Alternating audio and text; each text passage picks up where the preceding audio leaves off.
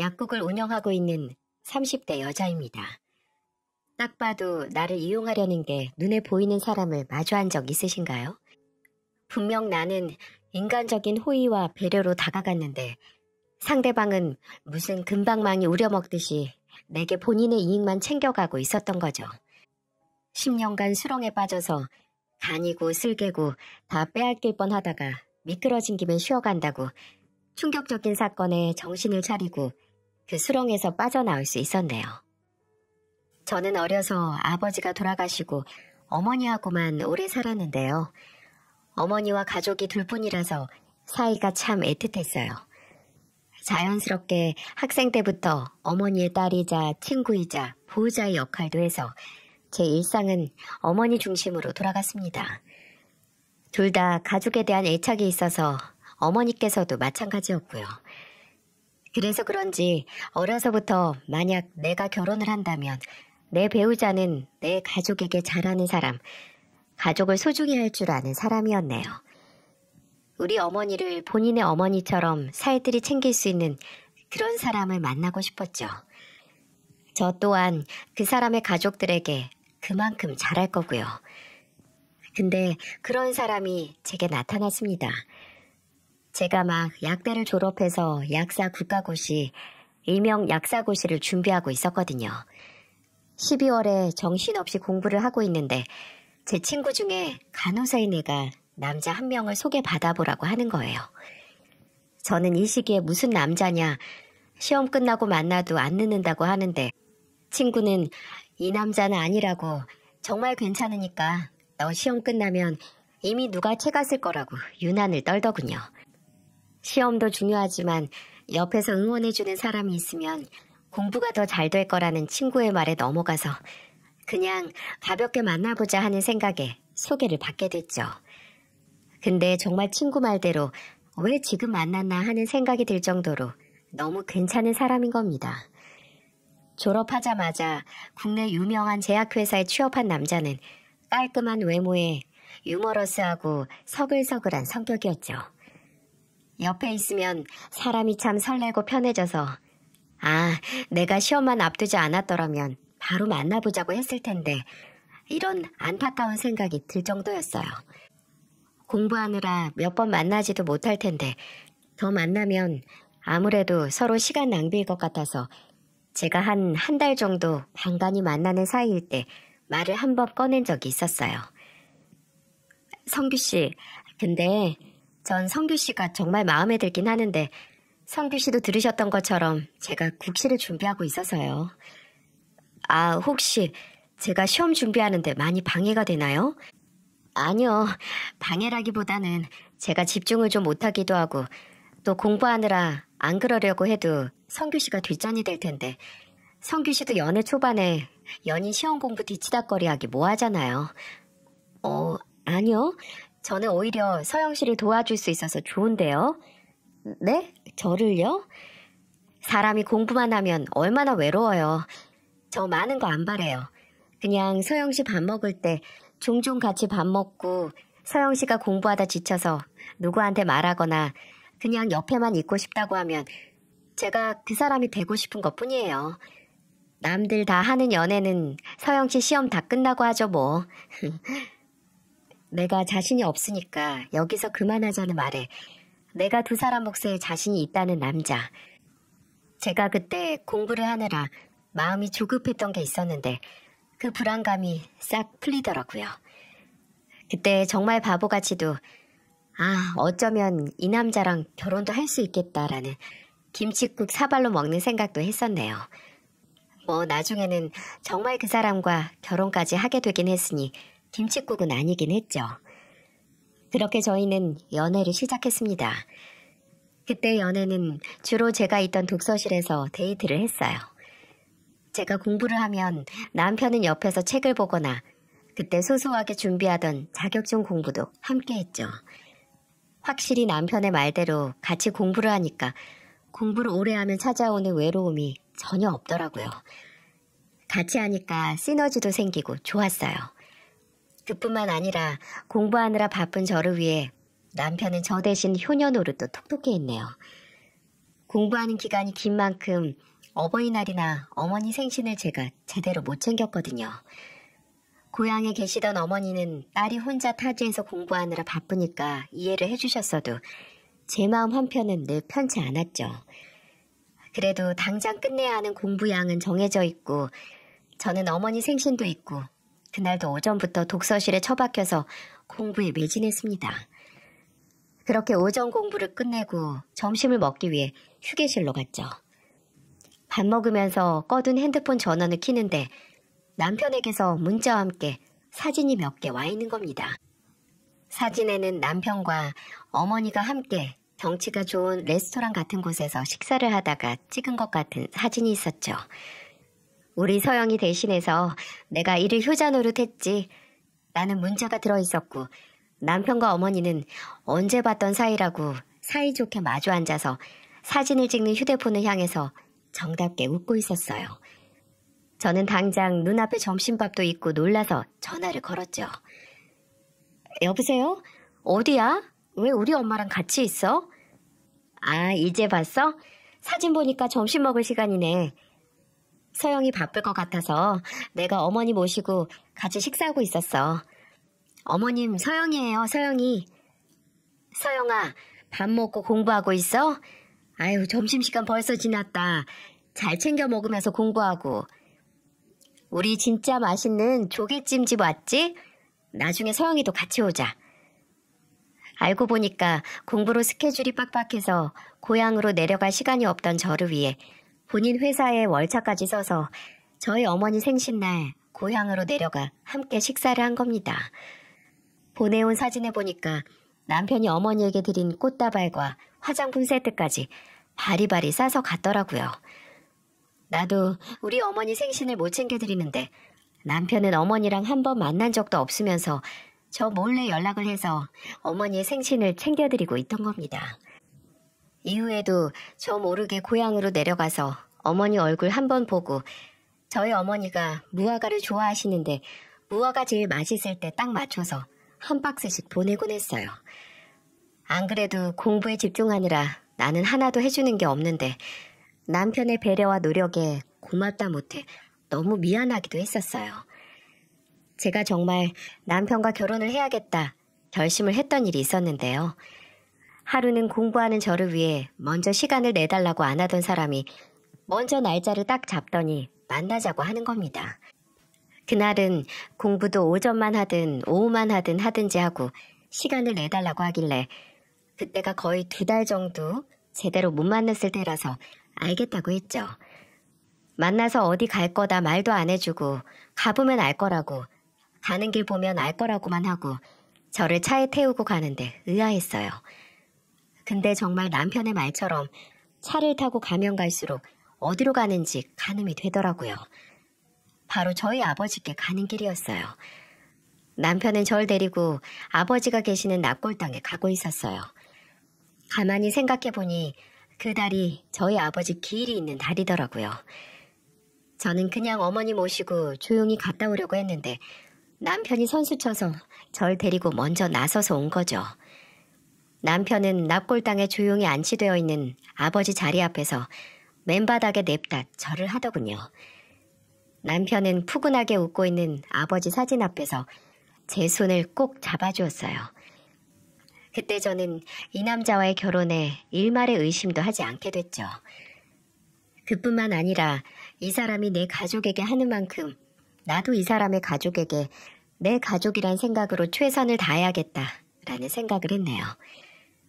사실 결혼 전부터 저도 남편이 저희 어머니에게 잘하는 만큼 시댁에도 먼저 찾아뵙고 잘하고 싶었거든요. 근데 저희 둘 사이의 결혼 이야기가 구체화되고 나서도 남편이 딱히 시댁 식구들에게 저를 소개 안 시켜줬어요. 설마 아직 시험을 앞둔 백수라서 소개시키기가 좀 그런가 했는데 남편은 그냥 공부에만 집중할 때라고 결혼하고 나면 그때부터 잘해도 늦지 않다고 했네요. 다행히 저는 남편의 응원과 도움으로 약사고시에 합격했고 그 다음 해에 남편과 약속한 대로 결혼을 했습니다. 이제야 남편만큼 나도 남편의 가족을 챙길 수 있겠구나. 내가 받은 만큼 베풀어야지 하고 기대를 했죠. 그런데 남편이 결혼 전 먼저 제게 본인의 가족을 소개시키지 않은 이유가 있더라고요. 시아버지는 사실 결혼 전부터 남편에게 말을 들어서 알고 있었습니다. 일을 쉰 지 거의 15년은 더 됐고 아침에 눈 뜨자마자 물보다 술을 먼저 마시는 술꾼이라고요. 확실히 제가 처음 남편의 본가에 인사드리러 간 날 시아버지는 이미 얼큰하게 취해 계시긴 했어요. 시아버지께서 한 50대 때 하셨던 사업이 망한 이후로는 단 한 번도 일을 하신 적이 없다고 하네요. 좋게 말하면 배짱이 인생, 나쁘게 말하면 책임감 없는 한량 인생이었죠. 심할 때는 술 먹고 시비가 생겨서 경찰서도 왔다 갔다 했다고 그 동네에서 유명하다고 하더라고요. 이래서 남편이 먼저 소개시켜주는 걸 꺼려했구나 싶었죠. 시누이와 남편이 시아버지 시비 합의금도 한 번씩 물어줬었다고 하는데 심각하구나 싶었어요. 근데 저는 시아버지께서 오랫동안 일을 안 하셨다고 하길래 그럼 어머니께서 가장 역할을 하신 건가 했거든요. 근데 어머니께서도 따로 고정적인 일을 안 하신다고 하시더라고요. 딱히 시부모님께서 일을 안 하고 사셔도 모아둔 재산이 있거나 한다는 얘기를 남편에게 들은 적이 없어서 넌지시 물어본 적이 있고요. 아버님, 어머님이 일을 안 하시면 시댁 생활비는 어떻게 해? 종종 어머니께서 아는 이모님들이랑 같이 단기로 식당이나 청소일도 하시는데 평소에는 나랑 동생이랑 드린 용돈으로 생활하시지. 당장 남의 집 얘기라면 그런가 보다 하고 넘어가는데 이제는 제 가족의 얘기니까 기분이 이상하더군요. 그럼 이제부터 남편과 저 둘이서 상의를 해서 용돈을 드려야겠구나. 남편이 몇 년 동안 혼자 드린 용돈이면 그렇게 많지는 않겠지 했죠. 그래도 사람이 용돈만으로 살 수는 없잖아요. 살면서 쓰던 가전제품이 망가지거나 아프거나 하는 일이 발생하면 여윳돈이 필요할 때가 있는데 그건 어떻게 해결했나 또 의문이 생겼죠. 근데 결혼 후에 시댁에 갔다가 그 의문이 풀렸네요. 시댁 주방에서 시어머니와 점심을 준비하고 있는데 주방에 있는 식기세척기, 냉장고, 전자레인지 등등 모든 가전제품들이 굉장히 새 것들인 거예요. 심지어 다 브랜드를 맞춰서 같은 시기에 바꾼 것 같길래 시어머니에게 말씀을 드렸죠. 어머님, 근데 주방에 있는 가전제품들이 다 새 것 같이 보여요.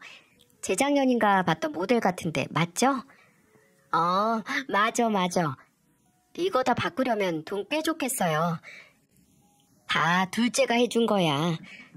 아가씨가요? 그래, 내가 몇 달에 쫄라서 겨우 해줬다니까. 나 아는 친구 집에 갔다가 주방에 아주 깨끗한 것들만 있는 걸 보고 왔더니 우리 집 주방이 너무 꼴보기가 싫은 거야. 우와, 아가씨 진짜 통 크네요. 초등학교 교사면 월급이 주방 가전제품 다 바꿔줄 정도로 여유롭진 않았을 텐데. 걔가 나 닮아서 통도 큰데 너 돈도 알뜰해서 잘 모아. 근데 걔 작년에 시집가고 나서 이런 것도 다 끝났지 뭐. 지 서방이 눈치 준다고 이제 용돈도 안 줘.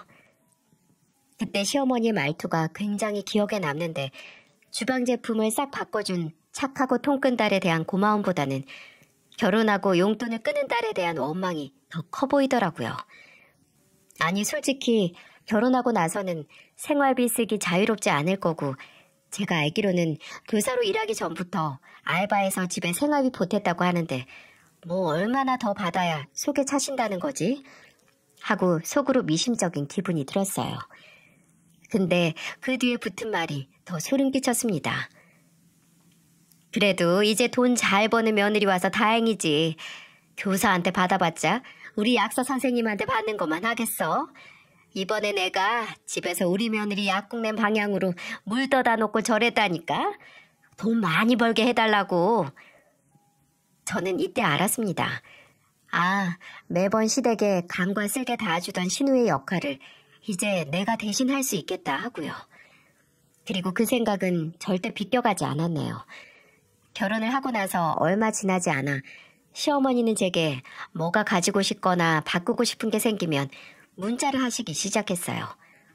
어찌나 핸드폰을 잘 다루시는지 그 물건을 파는 인터넷 링크를 복사해서 제게 보내셨고요.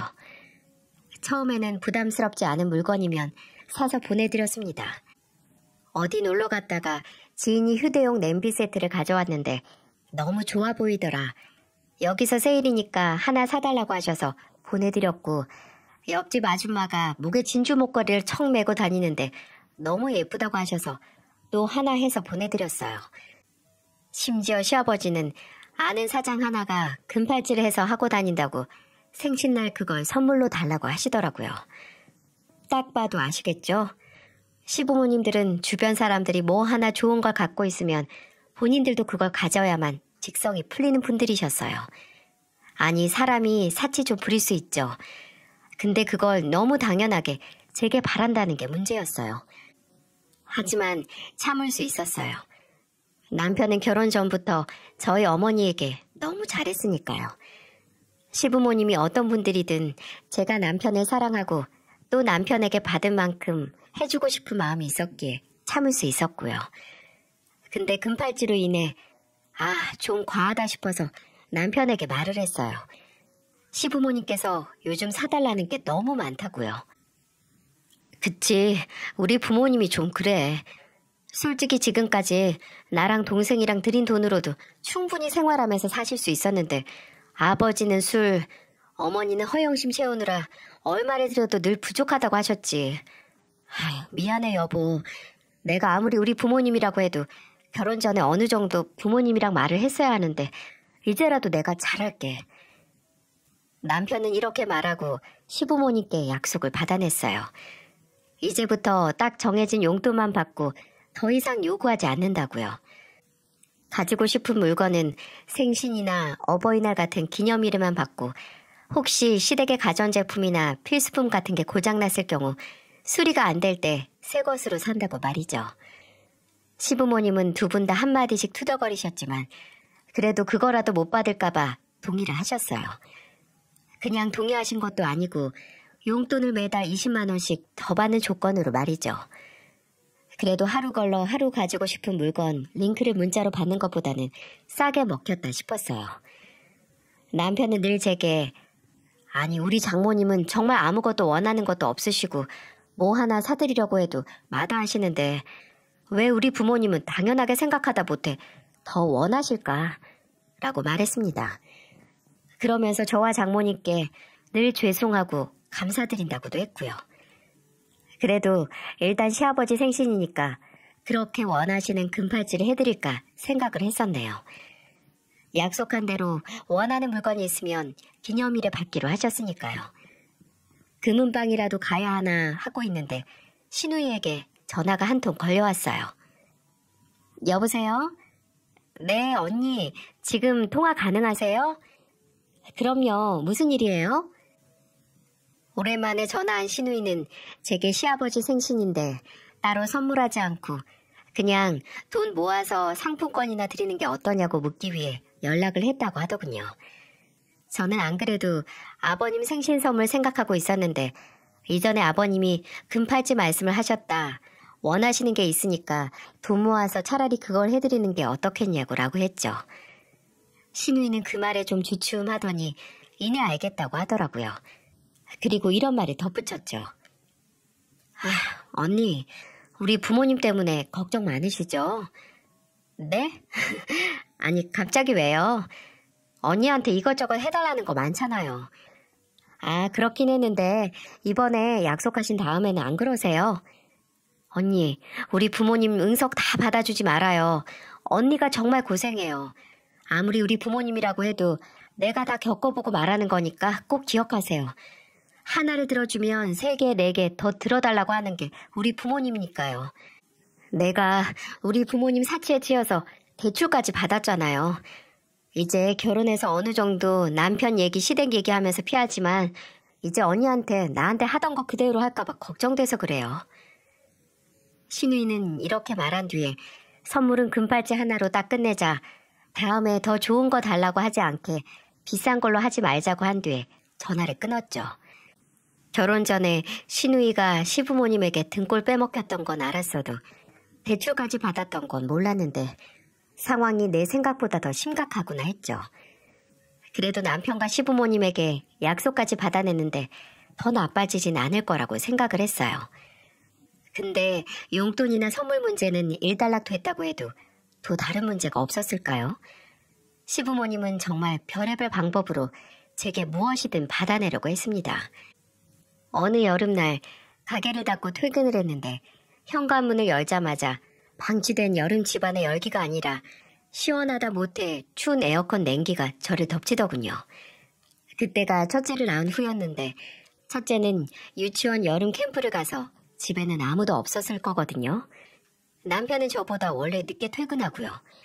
설마 아침에 출근할 때 에어컨을 안 끄고 출근을 했나 해서 헐레벌떡 거실로 들어갔는데 맙소사 시부모님께서 저희 집에서 아주 휴양을 즐기고 계시던 게 아니겠어요? 에어컨도 23도까지 내려가서 집안이 아주 냉골 수준인데 어머니는 거실 소파에 대자로 들어누워서 바닥에 손주 간식들 다 꺼내와서 TV 보면서 드시고 계셨고 시아버지는 주방 식탁에서 반찬들 다 꺼내서 그걸 안주 삼아 이미 소주 3병은 까서 마시고 계시더라고요. 그냥 그 광경만 보고서 기절해버리고 싶었습니다. 어머님, 아버님. 아이고 왔냐? 아니 우리 집이 너무 더워서 왔어. 아니 두 집에 에어컨 다 키면 전기세 낭비잖니. 그래서 미리 와서 집 시원하게 만들어놨다. 밖에 많이 덥지? 예, 세아가 너 반찬 미리 안 만들어놨냐? 안주로 좀 먹었더니 벌써 동이 나네. 미리미리 좀 만들어놔라. 미리미리 좀. 팔에는 제가 몇 년 전 들인 금팔찌를 차고 안주가 없다고 투덜거리는 시아버지. 아무리 내가 며느리고 두 분이 내 시부모님이라고 해도 너무 화가 나더라고요. 에어컨 전기세를 아끼기 위해서 사람 없는 집에 들어와서 이 난리를 쳐놓다니. 그 자리에서 당장 화는 못 내고 조용히 시부모님께서 늘어놓은 난장판을 정리하기 시작했어요. 그날은 그렇게 조용히 지나갔습니다. 집에 온 남편이 화를 내긴 했지만 저는 별말 하지 않았어요. 떠나시면서 시부모님이 양손에 세제 새것 한 통, 안 딴 와인 하나 챙겨가는 것도 그냥 보고 말았어요. 그리고 나중에 첫째가 캠프에서 돌아온 주말에 시댁으로 갔어요. 첫째에게 미리 오늘 가서 할머니한테 맛있는 거 많이 달라고 해. 영우가 먹고 싶었던 거 다 해주시던데. 라고 말을 해놨고 이게 엄마의 거짓말이라는 걸 모르는 애는 시댁에 가자마자 바로 배고프다고 밥 달라고 노래를 불렀어요. 저희 첫째가 우량아로 태어나서 타고난 대식가거든요. 뱃속에서 이미 너무 커서 제왕절개를 할 수밖에 없었고요. 어린이집에서도 웬만한 성인 여성만큼 먹는 앤데 그 애가 배고프다고 하니 시댁 밥통은 다 털리는 날이었죠. 그리고 저는 오랜만에 시댁에서 시아버지랑 술 한잔 하고 싶다고 하고 시아버지가 아끼는 고량주 다 털어먹고 왔습니다. 너무 유치한 복수죠? 네, 알아요. 하지만 고량주 빈병 보고 허탈한 표정을 짓는 시아버지의 표정을 보고 나니까 속이 좀 풀렸어요. 너무나 당연하게 며느리 집에 와서 사리사욕 다 챙겨간 시부모님께 똑같은 수준으로 대갚아주고 싶었거든요. 그래도 똑같은 짓을 보면 좀 반성을 하지 않을까 해서요. 또 한 번은 약국에서 일을 하고 있는데 딸랑거리는 차인벨 소리와 함께 낯익은 얼굴이 약국 안으로 들어오는 거예요. 어서 오세요. 아버님! 시아버지께서 또 술을 한잔 하신 건지 거하게 불그스름한 얼굴로 친구로 보이는 두 분과 함께 제 약국으로 들어오시는 겁니다. 아, 다들 앉아. 앉아. 뭐 필요한 건 없어? 여기 우리 며느리 약국이야. 아이고, 며느리가 약사라니 평생 약값 걱정할 일은 없겠네. 당연하지. 뭐 다들 뭐 하나 마실래? 예, 서영아. 여기 비타민 들어간 음료 좀 3개 내와라. 무슨 다방에 오신 건가요? 며느리 약국에 술에 취해 들어온 걸로 모자라서 뭐 하나 공짜로 먹게 가져오라고 하시다니.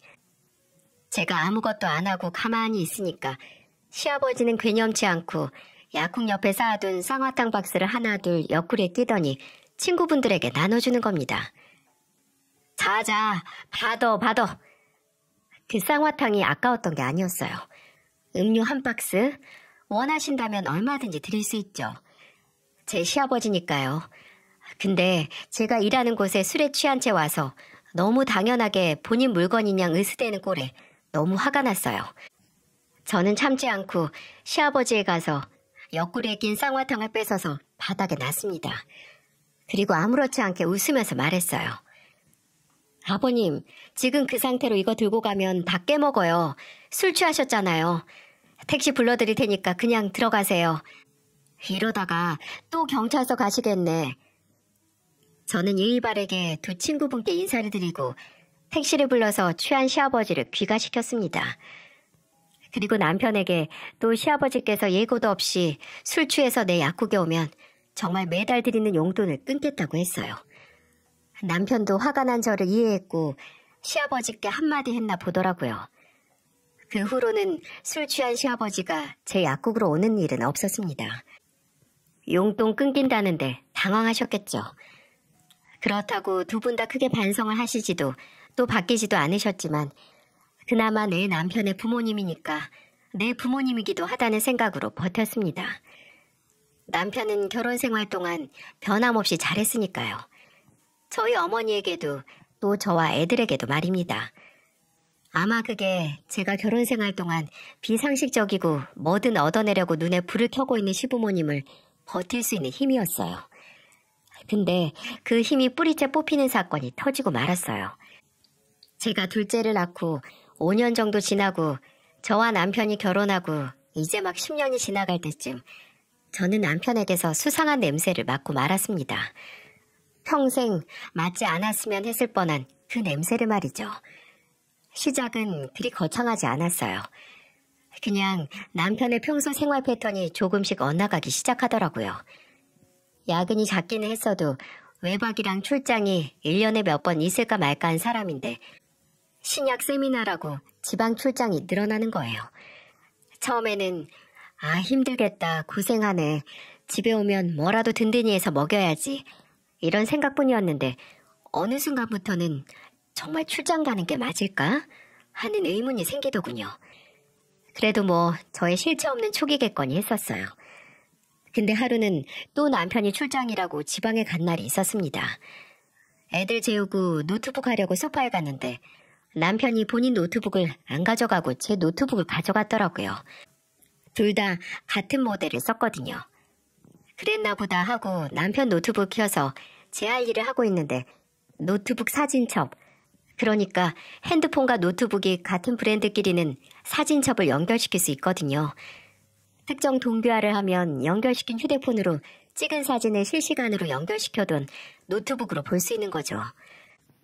그때 전 다음날 둘째 어린이집에서 무슨 미술 시간에 가족 사진을 쓴다고 보내달라고 해서 그 사진을 찾고 있었거든요. 제 노트북에도 있었지만 남편의 노트북에도 있었으니까요. 근데 아직도 그때의 충격이 어제처럼 생생하네요.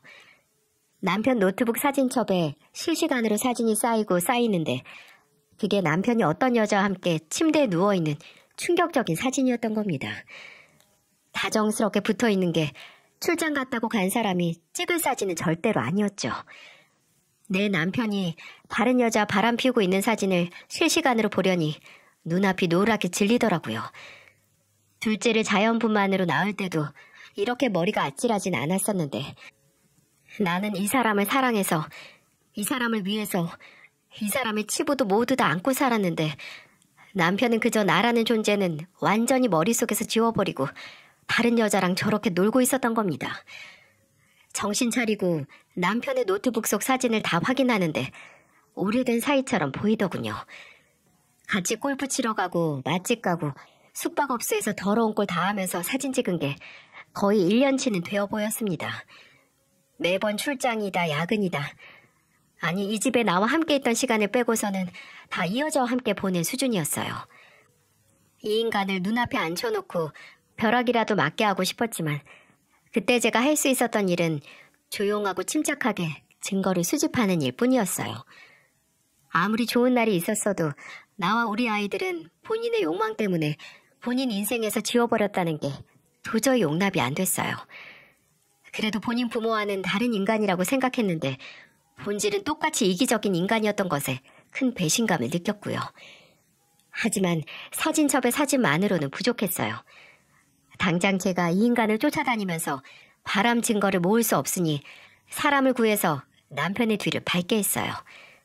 일상생활에서 밥 먹듯이 바람을 피우고 있었다는 증거를 잡고 싶었으니까요. 흥신소에 의뢰한 뒤에 더 충격적이었던 건 바람을 피우는 상대 여자는 유부녀의 꽤 큰 규모의 병원에 소속된 의사였다는 거예요.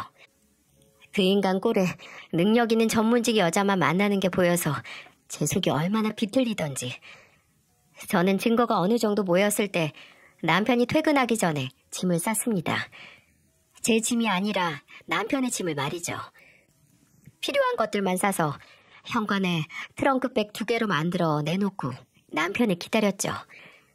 점심때 미리 일찍 들어오라고 남편의 문자를 남겨놨거든요. 남편의 귀가 시간은 점점 다가오고 그만큼 제 심장 소리도 점점 커지는 기분이었죠. 그리고 띠릭 하고 도어락 열리는 소리가 들렸고 저는 남편이 현관으로 머리통을 들이자마자 남편 얼굴에 손에 있던 사진을 뿌려버렸어요. 그 인간이 바람피고 있는 사진들이 말이죠. 이게 뭐야? 여보, 뭐 하는 짓이야? 영문을 모르는 남편이 저를 보고 물어도 저는 입을 열지 않았어요. 남편은 입을 다물고 있는 저를 보더니 바닥으로 떨어진 사진들을 확인하기 시작했고요. 바로 얼굴이 사색이 되더니 연신 마른 손으로 얼굴을 닦고 냅다 제 앞에 무릎을 꿇었습니다. 여보, 미안해. 내가 정말 미안해. 잘못했어. 오, 상황 파악이 빠르네. 바로 무릎도 꿇고. 정말 미안해, 여보. 일단 내 얘기를 들어봐. 내가 정말... 아니, 안 궁금해. 말하지 마. 그 여자가 당신 머리에 총 들이밀고 만나자고 한 거 아닐 거 아니야? 됐으니까 나가. 이혼할 때까지 당신 부모님 집에 가든 그 여자 집에 가든 해. 그 여자 유부녀랬지? 이 김에 셋이 한번 살아보든가. 여보, 진짜 나 이렇게 보낼 거야? 안 보내면 뭐 계속 끼고 살아? 나랑 애들 머릿속에서 싹 지우고 다른 여자랑 행복하게 있었던 당신을? 나 그 정도로 비위 안 좋아. 난 정말 당신이 나하고 우리 애들하고 우리 엄마한테 최선을 다하는 모습 때문에 사랑했던 건데 그게 다 거짓이었어. 당신은 내가 그런 당신 믿고 당신 대신에 시부모님 상대해서 편했지? 당신도 당신 부모님이랑 똑같아. 욕망에 눈멀어서 이기적인 선택만 하는. 나가. 당신 얼굴 더 보고 있고 싶지 않아. 시간 낭비 그만하자. 저는 현관에서 꿋꿋하게 버티는 남편을 문을 열고 밀쳤어요. 가방도 다 집어서 던지고 문을 걸어 잠그고 보조 잠금 장치까지 걸고 들어와서 털썩 주저앉았어요. 제 인생의 커다란 부분을 누가 도려낸 것 같은 기분이었죠. 근데 제가 이혼 절차를 밟기도 전에 또 한 번 제 속을 뒤집는 일이 터졌습니다. 남편을 집에서 쫓아낸 후 다음 주 주말에 시부모님이 찾아오셨더라고요. 그때는 아직 저희 어머니에게도 시부모님에게도 저희가 이혼할 것도 남편의 바람 사실도 말 안 했을 때였거든요. 아무것도 모르는 시부모님은 그저 점심같이 하자고 앞에 있는 순댓국집에서 포장해 와서 찾아오신 거였죠. 제가 아직 가족들에게 말할 준비가 안 되기도 해서 그냥 음식 포장한 거 다 뜯어서 애들과 시부모님과 다 같이 식사를 했습니다. 예, 근데 성규는 어디 갔니? 집에 없는 것 같은데 토요일에도 일하러 나갔니? 네? 네. 아침 일찍 나갔어요. 어머, 그래. 걔가 고생한다. 남자가 주말 없이 일하는 게 뭐 대수라고. 이 국이나 한술 더 떠봐라. 지나가는데 냄새가 아주 죽이더라고. 안 사올 수가 있어야지. 어쩌면 시부모님과 얼굴 보고 먹는 마지막 식사일 수 있다는 생각에 뭔가 싱숭생숭했어요. 그냥 별말 없이 밥만 먹었죠. 그래도 나 생각해서 주말에 음식도 포장해 오셨구나 속으로 생각하고 있는데 시어머니가 국그릇을 거의 비워내시고 뭔가 쭈뼛쭈뼛 하시더라고요.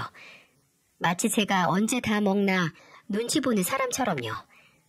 그게 제 착각이 아니었던 게 제가 다 먹고 입가심으로 물을 먹고 있으니 시부모님이 서로 눈을 마주치더니 시아버지는 목을 크게 가다듬으시고 시어머니는 입맛을 한번 다시더니 드디어 입을 여시더라고요. 예, 내가 너한테 주영이 엄마 얘기한 적 있나? 왜 예전에 너 집에 왔다가 본 적이 있을 텐데. 아니요, 잘 기억은 안 나는데요. 그래, 아무튼 이번에 전셋집으로 이사를 갔거든. 저번 주에 집들이 한다고 불러서 가보니까 너무 좋더라고. 그래, 아주 깔끔하게 집주인이 리모델링까지 싹 했는데 참 사람이 어느 정도 나이가 지긋해지면 그런 집에서 살아야 우울해지지 않는 것 같아. 그렇지? 맞지. 나나 이 양반처럼 조금 있으면 80인 사람들이 아직도 다 쓰러져가는 빌라에 사는 게 영 그렇지. 저는 그 순간 이게 뭐지? 설마 내가 예상하는 그 얘기를 꺼내려고 하나 했습니다. 근데 아니나 다를까 내가 아는 사람이 부동산을 하는데 요번에 전세로 좋은 매물이 나왔다는 거야. 이게 3억짜리인데 이 가격에 그 아파트면 거의 거저래요, 거저. 그래서 그런데 너 우리 전세 자금 3억만 해줄 수 없니? 세아가 우리가 너한테 우리 명의로 덜컥 해달라는 거 아니다. 세아가 네 이름으로 하고 우리가 살면 어떠냐 싶은 거지. 우리가 그렇게 염치 없는 사람은 아니에요. 그래, 너 지금 약국도 잘 되고 돈 잘 벌 때 우리가 이런 부탁을 하는 거지 언제 하니? 그래도 우리 성규보다는 네가 잘 버니까 너한테 먼저 말하는 거야. 예, 어차피 우리가 산다고 해도 네 집이다. 우리 명의로 안 하고 네 명의로 해도 돼. 그리고 지금 사는 빌라 처분하면 그래도 1억은 나오는데 그 돈 있으면 나도 이 양반도 더 이상 너희한테 손 안 벌리니까 오히려 너희가 더 편할걸? 그런 기분 아시나요? 상대방이 너무 당연하고 자연스럽게 말해서 내 상식이 흔들리는 느낌 말이죠. 딱 그거였네요. 마치 저를 위해주는 것처럼 선심 쓰는 사람들처럼 말을 하는데 입에서 절로 정말 대박이네 하는 말이 튀어나오더군요. 저는 옆에 앉아서 밥을 싹싹 긁어먹던 애들에게 말했어요. 영우야, 시연아, 방에 들어가서 만화 봐. 오늘은 하루 종일 봐도 돼. 소리도 크게 해서 봐도 되고. 만화를 하루 종일 봐도 된다는 제 말에 애들은 바로 뛰어서 방으로 들어갔고 저는 제 얼굴을 얼토당토하지 않은 기대에 차서 쳐다보는 시부모님 얼굴을 봤습니다. 방 안에서는 애들이 킨 만화 소리가 흘러나왔고 저는 그와 동시에 입을 열었죠. 정말 가지가지들 하시네요. 무슨 3억? 제가 300억이 있다고 해도 두 분한테는 절대 안 드려요. 아니 3,000원도 아까워서 안 주지. 제 고함에 두 사람은 영문을 모르고 당황해했습니다. 저는 말할 틈도 주지 않고 속사포로 말을 했죠. 아들은 바람나서 아내랑 애들 나 몰라라 하고 그 부모는 며느리한테 와서 전세자금 해달라고 손 벌리는 게 참 여러모로 부모랑 자식이 꼭 닮았네요. 어머님, 아버님, 지금 두 분 아들이 밖에서 무슨 짓을 해서 어떤 상황인지 모르시죠? 몰라서 그러겠죠? 네! 저는 당장 주방에 있던 제 가방을 가져와서 안에 든 사진을 던졌습니다. 시부모님은 갑자기 쏟아지는 사진 세례에 눈도 못 뜨고 당황했네요. 그리고 그 사진을 슬며시 보더니 서로 입도 못 다물고 놀라더군요. 네, 맞아요. 두 분 아들 지금 바람나서 저한테 이혼하자는 말 듣고 이 집에서도 쫓겨났어요. 이 여자 유부녀에 이 인간보다 5살은 많대요. 의사라니까 이제 그쪽 가서 빌부터 보시죠. 돈 잘 버는 며느리 좋아하시잖아요. 그 3억 지금 아들이 만나는 여자한테 해달라고 하시라고요. 아니 이게 다 뭐야? 서영아, 일단 앉아라. 앉아서 얘기해. 아이고, 너 정말 이혼할 거니?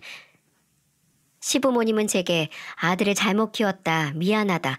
하지만 이혼은 다시 생각하라 라고 하며 안절부절 못하셨어요. 저는 다 필요 없으니 어차피 우리는 이미 남남이다. 그만 나가달라고 했습니다. 시부모님은 끝까지 현관을 나가면서 본인들 아들 한 번만 봐주라고, 너 없으면 우리는 어쩌냐고 하시는데 딱 봐도 저에게 미안하고 상황이 안타깝기보다는 돈 잘 버는 며느리 잃는 게 두려워서 하는 말인 게 제 눈에 다 보였죠. 그 후로 저는 바로 이혼 절차를 밟았습니다. 친정엄마에게 제 이혼과 남편의 외도 사실을 밝히니 3일 내내 앓으셨어요. 처음에는 아예 믿지도 못하셨고요. 그렇게 예뻐하던 박서방이 내 딸과 손주를 두고 외도라니. 제가 더 이상 설명하기 지쳐서 사진을 확인시켜드리니까 뭔 새끼, 구워 삶을 새끼 하면서 욕이란 욕은 다 하셨어요. 이혼 변호사에게 제가 갖고 있는 증거를 모두 넘기고 3가지만 요구했습니다.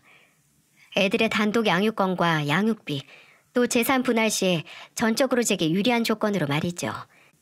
어차피 바람도 그 인간이 피웠고 그때 살던 집 대출금도 거의 제 수익으로 갚고 있었던 터라 어렵진 않았어요. 근데 어쩐지 개운치가 않더라고요. 이혼은 어차피 예상된 수순이었는데 제 가슴에 뻥하고 뚫린 배신감과 상처는 어떻게 하지 싶었어요. 당장 그 인간이 처령하고 쓸쓸하게 말라 죽어가는 모습을 보고 싶은 정도의 분노였습니다. 유부녀라는 그 여자한테도 상간녀 소송을 했지만 성에 차지 않았어요. 당장 저는 남편을 잃고 제 자식들은 아빠를 잃었는데 저 두 연놈은 그것보다 배는 더 알아야 수지타산이 맞지 않겠어요? 저는 처음에 의뢰했던 흥신소에 다시 연락을 했어요. 그리고 웃돈까지 얹혀주면서 부탁했습니다. 그 여자가 일하는 병원에서 전단지 좀 나눠주라고요. 혹시 경찰이 오거나 벌금을 낼 경우에는 내가 다 부담하겠다고 말했어요. 흥신소 직원은 이런 일은 원래 안 한다고. 근데 나도 자식이 있고 결혼을 한 입장에서 이해가 돼서 이번 한 번만 해주겠다고 했어요. 그리고 저는 따로 그 여자가 일하는 병원 원무과에 메일을 보냈죠. 전 남편과 그 여자가 바람 피우는 사진을 30장 정도 첨부해서 두 인간이 욕망에 눈이 멀어서 지금 한 가정이 파탄이 났다. 사람을 치료한다는 의사가 한 가정 자체를 치료도 못할 만큼의 상처를 줬으니까 병원 이미지를 생각해서 당장 해고시키라고요. 병원에서는 의외로 침착하게 대응하더군요. 제 메일을 받고 사실관계 확인 중이라고 단메일이 오기도 했어요. 그 여자는 제가 흥신소 직원을 써서 며칠 병원 앞에서 전단지를 뿌리고 나니까 연락이 오더군요. 변호사를 통해서 연락을 했는데 당장 상간녀 소송 위자료를 줄 테니까 사람 좀 치워달라고요. 지금 병원에서도 잘릴 판인데 이 소문이 더 커지기 전에 다른 데서 개원을 해야 하니까 제발 전단지 좀 그만 뿌리라고요. 지금 그거 수거하는데 정신이 없다고 하더라고요. 명예훼손 소송 안 할 테니까 이쯤 하자고. 나도 먹고 살아야 하지 않겠냐고 하더라고요. 저는 그 여자가 병원에서 잘렸다는 소식을 듣자마자 흥신소 직원들을 철수시켰어요. 흥신소 직원들에게 쓴 만큼 그 여자에게서 위자료를 받았으니 뭐 잃은 거 없이 얻은 게 더 많은 결과인 것 같네요. 그 여자의 해고 소식보다 더 기분이 좋았던 건 바로 전 남편이 회사를 그만뒀다는 소식이었어요. 참, 발 없는 말이 천리 가고 소문이 한 번 돌면 무섭게 퍼진다는 건 익히 알았지만 이미 그 업계에서는 전 남편과 그 여자의 사이가 거의 공식적이었더라고요. 그도 그럴 것이 그 둘이 처음 만난 게 약 관련 세미나였고 그 후에도 세미나나 출장 명목으로 둘이 붙어 다녔으니 여기저기 소문이 돌았던 거죠. 근데 그 여자가 이번에 불륜으로 병원에서 잘렸으니 전 남편도 회사에 소문이 싹 돌아서 지가 창피해서 그만뒀더라고요. 참, 그냥 버틸 용기도 깡도 없는 인간이 무서운 줄도 모르고 그 좁은 업계 관련 사람을 만났는지 이해가 안 가더군요. 지는 이런 일을 저질러도 괜찮을 거라고 생각했는지 원. 제가 새로운 집으로 이사를 해서 애들과 새 출발을 준비하고 있을 때쯤 전 남편에게서 구질구질한 연락이 오더라고요. 처음에는 양육비 관련 얘기라고 해서 받았는데 알고 보니 우는 소리 하려고 전화했던 거더군요. 여보, 아니 서영아, 나 지금 원룸에서 혼자 살아. 그 의사가 병원 옮길 때 너 안 데려갔니? 아니, 그 사람은 나 말고 남편 선택했어. 그 사람 남편은 그 사람 한 번은 봐주겠대. 그래서 너도 봐달라고? 나는 누가 버린 거 주워서 절대 안 써. 그냥 쓰레기통에 버리지. 서영아, 제발. 나 안 불쌍하니? 직업도 잃고 가족도 잃었는데? 뭐가 불쌍해? 다 자승자박이지. 야, 말이 나와서 말인데 그 여자 남편은 그 여자가 그래도 의사니까 주워 사는지 모르겠는데 당신은 일도 없는 백수인데 내가 뭐가 아쉬워서 봐줘? 어차피 내가 걷어먹어야 할 판인데 불륜남이라고 남들이 손가락질해도 일 그만두지 말지 그랬어.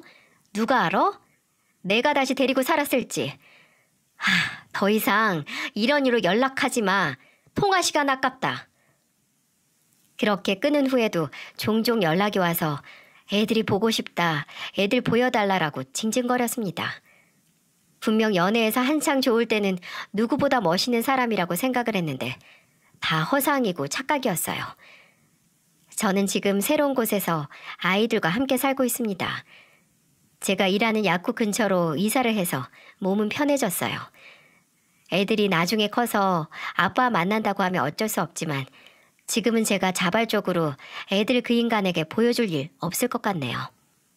제 등골을 빼먹으려고 했던 시부모님과 내 뒤에서 다른 여자 만나던 남편. 분명 저는 저와 제 가족에게 잘하는 남편에게 감동해서 저도 그 마음에 보답을 했던 건데 결과는 기생충 같은 시부모님과 남편의 배신뿐이었네요. 정말 세상에 믿을 사람은 별로 없는 것 같습니다. 가족으로 엮인 관계라 할지라도요. 그래도 한 번 되었다고 세상은 불신뿐이라고 희망은 없다고 자포자기하면 앞으로 남은 제 인생이 너무 피폐해지겠죠. 그저 꿋꿋이 지금 내 곁을 지켜주는 진정한 가족에게 집중을 하고 혹시라도 내 뒤통수를 치고 뭐라도 등쳐먹을 것 같은 인간들을 구별하기 위한 사람 보는 눈을 마음의 상처를 내가면서 굳은 살처럼 익히는 수밖에 없겠죠.